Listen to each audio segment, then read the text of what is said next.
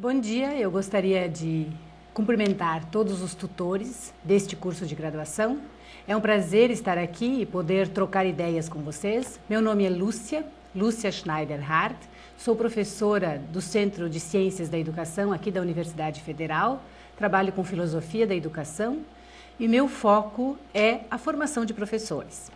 Neste momento nós estamos em conjunto aqui para pensar, conforme o texto e conforme a dimensão desta palestra, desta aula que eu gostaria de colocar para vocês, com o seguinte tema: dimensões pedagógicas da modalidade à distância, os temperos da ética e do cuidado. Na verdade, a nossa intenção é estar pensando o que é fundamental na relação de formação na modalidade à distância.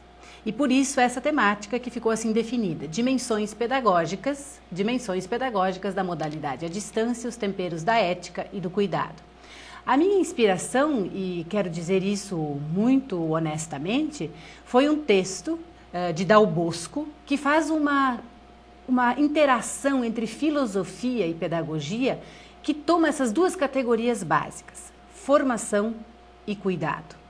E, portanto, Dal Bosco inspira-se em Heidegger, mas já de imediato eu quero dizer que esta é apenas uma inspiração, não é um aprofundamento na obra de Heidegger, mas tomar dele, pela mão de Dal Bosco, estas duas categorias, formação e cuidado, para discutir a função do tutor na modalidade à distância. Penso que esse tutor tem uma função muito especial, uma função muito importante na formação de outras pessoas que procuram a universidade na direção de algum curso de graduação. Então, o texto é o cuidado como conceito articulador, que é na voz de Dal Bosco uma relação entre Heidegger e a pedagogia, que eu vou agora interessadamente capturar para dialogar com vocês sobre essas duas categorias. Portanto, acredito que elas representam uma finalidade importante nesta modalidade. O que é formação no primeiro momento? Formação implica lidar com o estranho, suportar o novo e gerenciar conflitos. Qualquer pessoa que esteja interessada em formar-se, diretamente estará relacionado com a estranheza. Nós vamos conhecer outros itinerários, outras possibilidades, sair do que é familiar, do que é conhecido para o desconhecido. Nossos alunos que estão aí procurando o curso de biologia estão agora interessados em adentrar um outro ambiente onde certamente encontrarão muitas coisas que antes desconheciam. Então, formação implica um pouco lidar com esse estranho e suportar, na medida do possível, essas diferenças e esses conflitos que podem vir com este mundo estranho. Nessa direção, é o que Heidegger vai nos dizer, e Dal Bosco utiliza isso com muita propriedade, nós vamos necessariamente ter que lidar com a angústia de lidar com este estranho.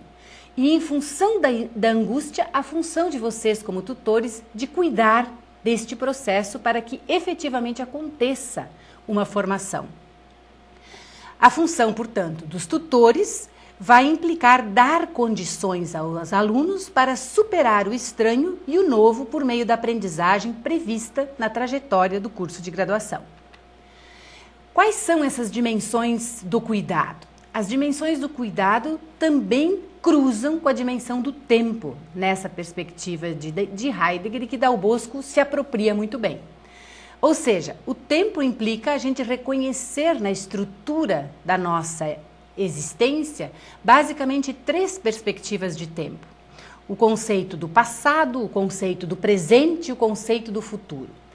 Cada um de nós e cada um dos nossos alunos interessados no curso de biologia tem uma história, tem um passado. E neste passado estão algumas características próprias. Mas existe para cada um deles uma dimensão do presente que os levou a buscar um curso de formação. E nesta perspectiva do presente está uma espécie de angústia, de desejar ser outro, em função daquilo que ainda não experimentou no passado. E esta angústia de desejar ser uma outra coisa vai dimensionar e vai encaminhar as perspectivas e os itinerários de futuro.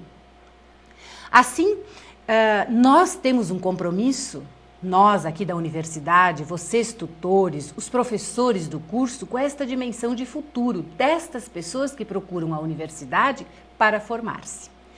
E, portanto, uma vez que o tempo está implicado, nós não vamos exatamente conferir ao tempo a mesma característica do passado nem do presente.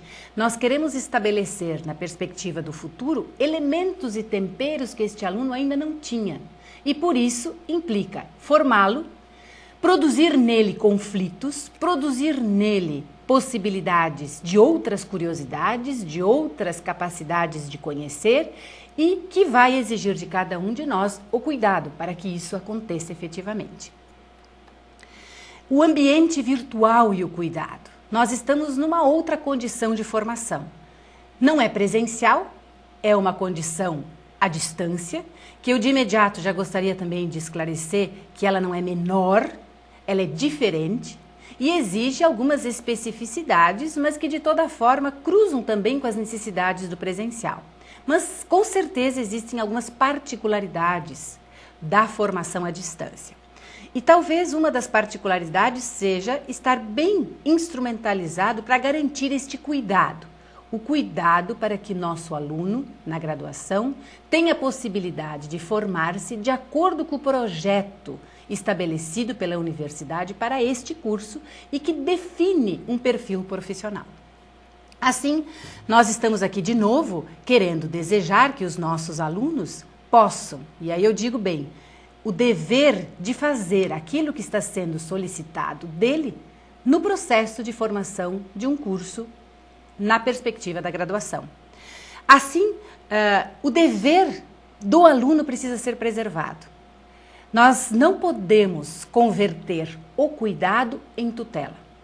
E por isso precisa ficar muito claro qual é a tarefa do tutor, qual é a tarefa do aluno, qual é a tarefa do professor, qual é a tarefa das instâncias administrativas do curso. E nesta atuação respeitosa entre as partes, estará sendo garantida a formação do aluno que procurou uma universidade para formar-se. Assim, muitas vezes nós vamos, nos diálogos com os alunos, dar-se conta de algumas dificuldades para que eles cumpram aquilo que fica estabelecido no seu processo de formação. E digo aqui, falta de tempo, dificuldade às vezes dos textos, das tarefas, dos exercícios, falta de mediação, tudo isso existe formalmente. Aí que entra o tutor para tentar amenizar essas dificuldades, ajudar a resolver os conflitos, mas não dispensando a exigência para que o aluno cumpra aquilo que lhe cabe. Assim nós estamos, e é bom que se lembre aqui, nós estamos querendo garantir a aprendizagem do aluno, mesmo que este nosso aluno, em grande medida e quase que prioritariamente, são adultos. E adultos, por exemplo, que podem e devem assumir o seu processo com autonomia e independência. Contudo, o fato de estarmos trabalhando com adultos não dispensa o cuidado. E ele não pode ser substituído pela tutela. E se não dispensa o cuidado, nós precisamos pensar em arranjos didáticos para que a nossa comunicação com os alunos possa acontecer de uma forma mais apropriada. Adulto, portanto, exige um cuidado didático para que a gente possa estabelecer uma comunicação. E esse desejo de formação, que tipo de compromisso é esse? Quero dividir esta reflexão com vocês, porque estamos todos nesta grande empreitada de formar pessoas.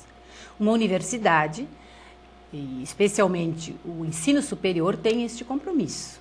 E este compromisso implica uma série de questões que não dependem de um ou dois sujeitos, mas de um conjunto de arranjos que vão viabilizando este processo para muitos outros sujeitos que, na verdade, buscam essa alternativa.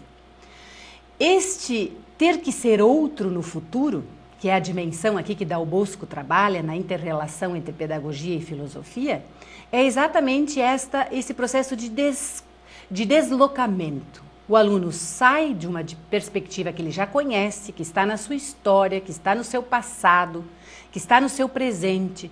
Talvez muitos dos nossos alunos já tenham uma inserção na escola, mas ainda não tenham a formação adequada. Portanto, É nesta dimensão do seu presente que a angústia se efetiva, porque ele precisa saber mais, ele precisa conhecer mais e ele precisa se deslocar para buscar essa alternativa que está nesse ter de ser outro lá na frente, no futuro. E aí está o nosso compromisso. Com que estética, com que qualidade esse ter que ser outro no futuro será viabilizada pelos nossos arranjos, especialmente no ambiente virtual, na modalidade à distância. Portanto, vai acontecer neste processo uma formação do aluno, uma formação do tutor, que vai aprendendo também a fazer isto cada vez melhor, uma formação nossa de professores que vão tendo interações com essas diferentes instâncias. Estamos aqui, inclusive, aprendendo a dar uma aula sem que necessariamente o público esteja presencialmente diante de nós e precisamos descobrir alternativas para ficar espontâneos. Todos estamos em processo de formação nesta modalidade.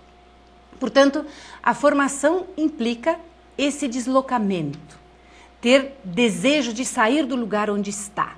E isto é uma exigência para todos nós. Assim, ter desejo de sair desse lugar, e eu digo isso aqui tentando e vou dar um destaque para isso, é preciso arranjar forças em cada um de nós para ruminar, farejar, selecionar o que deseja fazer consigo mesmo. E isso é um movimento que nós precisamos exigir do nosso aluno, este aluno que está aí conosco no decorrer do seu processo de formação. Ele também precisa ter este movimento de desejo de farejar, ruminar, selecionar, capturar, dar conta de fazer aquilo que lhe é solicitado, onde tem problemas buscar apoio, mas é um movimento que é um movimento de desejo, um movimento de querer ser outro daquilo que já é.